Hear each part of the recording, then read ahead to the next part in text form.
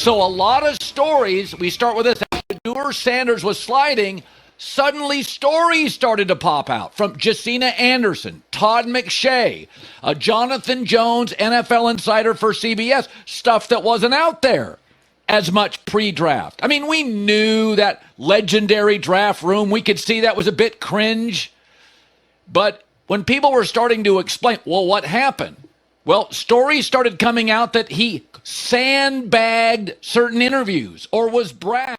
Dude, you're not going to believe what just went down in Cleveland. While Shedeur Sanders was free-falling through the draft like a rock, getting absolutely torched by NFL insiders who called his attitude shocking and said he had no self-awareness. Guess what? The Browns owner literally stepped in and forced his GM to draft him anyway. We're talking about a backup quarterback situation that has NFL executives saying they don't want that circus in the building. But Jimmy Haslam? He said forget all that noise, we're taking Prime's son. And now the haters are absolutely losing their minds because this kid might actually start. Buckle up, because this story gets wild. Look, I've been covering the NFL for years, and I've never seen anything quite like what happened with Shedeur Sanders in this draft. 1 minute, everyone's talking about him as a potential first-round pick. The next minute, he's sliding faster than a greased bowling ball, and then, boom, Cleveland comes out of nowhere and grabs him. But here's the kicker that nobody's talking about.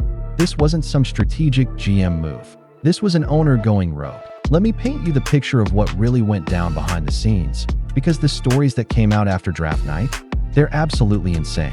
We're talking about a quarterback who apparently walked into NFL interviews and basically told teams, if you ain't trying to change the franchise, the culture, don't get me.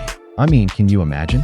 You're sitting across from billion-dollar organizations and you're giving them ultimatums, but that's just the tip of the iceberg.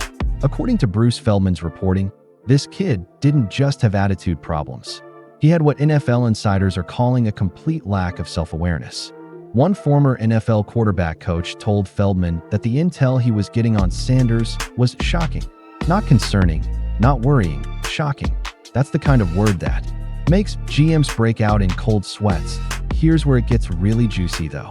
Remember how Deion was running his mouth during Super Bowl week? Multiple interviews where he's basically telling the entire NFL, we will dictate terms.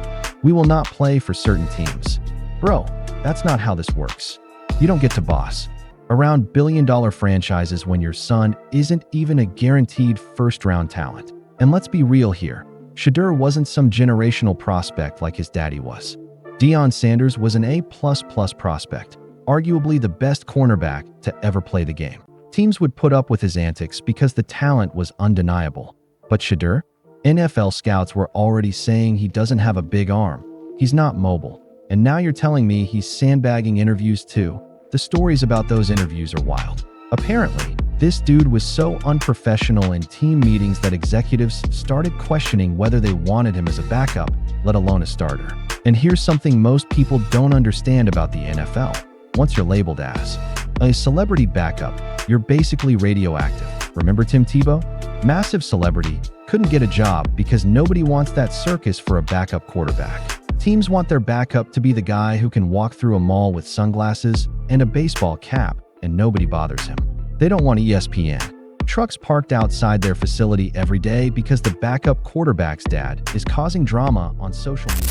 Probably explains it. So I'll tell you, after this show Friday before round 2, I talked to 2 different times an executive in the league asking questions. What do you think he'll go?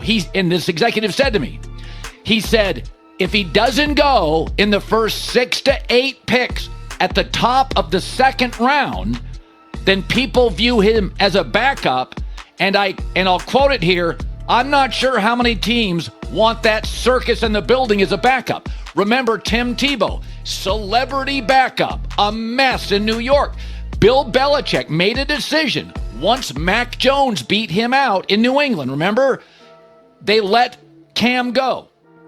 One NFL executive straight up told Colin Cowherd that if Shedeur didn't go in the first 6 to 8 picks of the second round, people were viewing him as a backup. And then came the brutal honesty. I'm not sure how many teams want that circus in the building as a backup. Damn, imagine hearing that about your kid when you're supposed to be his biggest advocate. But here's where the story takes a crazy turn. while 31 other teams were basically saying thanks but no thanks to the Sanders circus. Jimmy Haslam in Cleveland was apparently seeing dollar signs. Because let's be honest about what this really is. This isn't about football talent. This is about selling jerseys and getting headlines. The Browns had already drafted a quarterback. They had Deshaun Watson on the roster despite all his baggage. And their GM Andrew Berry clearly wasn't thrilled about this pick. You could see it in his face during the press conference. When he tried to explain the selection, he basically said, "Once it got to a point where it felt like it was at a pretty steep discount, we just felt like this made the most sense." A steep discount? That's corporate speak for the owner made me do this, and I'm trying to make it sound strategic. The man looked like he was reading from a hostage letter. And can we talk about that draft room reaction? Most teams are jumping up and down, high-fiving, celebrating when they make their pick. Cleveland's reaction was described as stoic and not the most excited-looking draft room. That tells you everything you need to know about how the football people felt about this decision. But here's where it gets really interesting, and where the haters are starting to panic. Despite all the drama, despite all the concerns about attitude and intangibles, despite the fact that this was clearly an owner-driven decision, Shedeur Sanders might actually end up starting for this team. And that's what's driving people absolutely crazy. See, when you look at Cleveland's quarterback situation, it's not exactly inspiring confidence. Deshaun Watson has been a disaster since they traded for him, and their other options aren't exactly lighting the world on fire. So suddenly, this celebrity backup that nobody wanted might find himself under center in the AFC North, going against Joe Burrow and Lamar Jackson. The irony is absolutely delicious. All these NFL insiders talking about how he sandbagged interviews, how he had no self-awareness, how teams didn't want the circus, and now he might be starting games while quarterbacks who supposedly did everything right are riding the bench somewhere else. But let's dig deeper into why this whole situation went sideways in the first place. Daniel Jeremiah, who's really sharp when it comes to evaluating talent, made a comparison that probably scared Pittsburgh away from Shedeur. He said the quarterback that Sanders reminded him most of was Kenny Pickett. And guess what? The Steelers had just moved on from Kenny Pickett after he didn't work out. So when they're looking at Shedeur, they're probably thinking, we just did this dance with a quarterback who has similar limitations, and it didn't end well. The whole thing reminds me of something someone said in a staff meeting. It's like being a young actor who's only ever been in your dad's movies. And then when you finally interview with other directors, you lack the self-awareness to understand that you're not the star anymore. You're just another audition. And that's exactly what happened here. Shedeur grew up in the Colorado spotlight, with his dad as the head coach, being treated like royalty. Then he gets to NFL interviews and apparently carried that same energy, not realizing that these teams don't owe him anything. March and April are job interview months in the NFL, and if you can't nail the interview, talent alone might not save you. The craziest part? Dion has so many friends in the media, so many connections throughout the NFL, that nobody wanted to give him the hard truth that his son was just okay. Everyone was probably being polite, telling him what he wanted to hear, instead of preparing Shedeur for the reality that he wasn't a can't-miss prospect. But Jimmy Haslam didn't care about any of that. He saw an opportunity to make a splash, to get headlines, to sell some jerseys, and he took it, whether his GM and coach wanted it or not. And now we're seeing the fallout from that decision play out in real time. The question now becomes, can Shedeur Sanders prove all the doubters wrong? Can he show that the attitude issues were overblown, that the interview problems were just nerves, that he can actually play at the NFL level? Or is this going to be another cautionary tale about what happens when owners override their football people? What makes this whole situation so fascinating is that we're seeing two different philosophies clash. You've got the traditional NFL approach. Do your homework, evaluate character, make sure guys fit your culture. Then you've got the new age approach. Talent is talent, and if you can get a potential starter at a discount because of off-field noise, you take that chance. Cleveland clearly went with option 2.